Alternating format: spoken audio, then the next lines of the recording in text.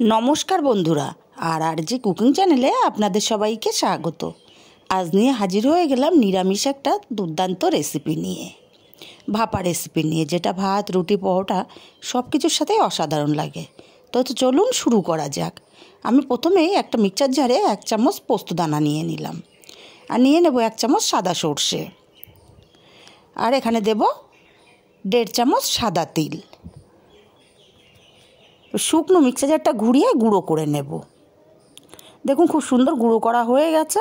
এবার এখানে আমি দিয়ে দেব 2 চামচ নারকেল পাউডার। আপনারা চাইলে ফ্রেশ নারকেল কোড়াটাও দিতে পারেন, আমার কাছে ছিল না। আর একটা ছোট টুকরো টমেটো দিয়ে দিলাম, 2টো কাঁচা লঙ্কা দিলাম।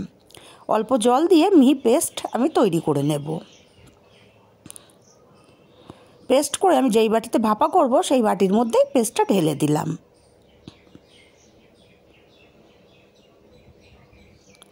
মিক্সচার জারটা ধুয়ে অল্প করে জল দিয়ে দেব।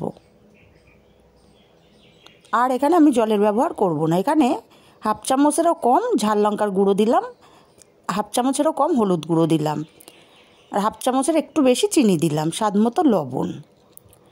এবার সব কিছুকে খুব ভালো করে মিশিয়ে নিতে হবে। খুব ভালো করে মিশিয়ে নিয়েছি। এবার আমি এক সাইডে রেখে দেব। আর এইখানে নিয়ে নিয়েছি কিছুটা পরিমাণ ঝিঙে। হ্যাঁ বন্ধুরা, আমি আজকে ঝিঙের ভাপা করব। আমার আগের একটা ভিডিও ঝিঙে ভাপা আপনারা খুব পছন্দ করেছিলেন।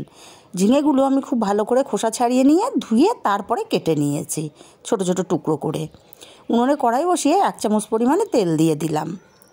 তেলের মধ্যে অল্প একটু কালো জিরে ফোড়ন দিয়ে দিচ্ছি। ফোড়নটা একটু ভাজা হলে ঝিঙেগুলো দিয়ে দিলাম। আমার আগের ঝিঙে ভাপা আর এই ঝিঙে ভাপা কিন্তু একটু আলাদা পরিবর্তন আছে। ঝিঙেটাকে হালকা করে ভেজে নিচ্ছি। দেখুন ঝিঙেটা ভাজতে ভাজতে হাই ফ্লেমে ভাজতে হবে, যাতে ঝিঙে থেকে জল ছেড়ে না দেয়। ঝিঙেটা ভাজতে ভাজতে কিন্তু একটু কালারটা চেঞ্জ হয়ে গেছে। এখন এখানে সামান্য একটু হলুদ গুঁড়ো দিলাম, আর অল্প একটুখানি লবণ দেব, যাতে লবণটা ঝিঙের মধ্যে ঢুকতে পারে। এবার ঝিঙেটাকে লবণ হলুদ দিয়ে ভেজে নেব। দেখুন ঝিঙেটার কালার চেঞ্জ হয়ে গেছে। এর চেয়ে বেশি কিন্তু আমি ভাজবো না। ঝিঙেগুলোকে ভেজে নিয়েছে। এবার ঝিঙেগুলোকে উঠিয়ে নেব। ঝিঙেগুলো উঠিয়ে ঠান্ডা করে তারপরেই কিন্তু ভাপাটার মধ্যে দিতে হবে।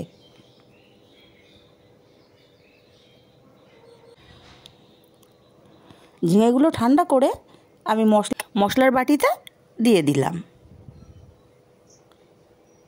এবার এখানে দিয়ে দেবো 1 চামচ পরিমাণে কাঁচা সর্ষের তেল। খুব ভালো করে ঝিঙেটার সঙ্গে মিশিয়ে নেব।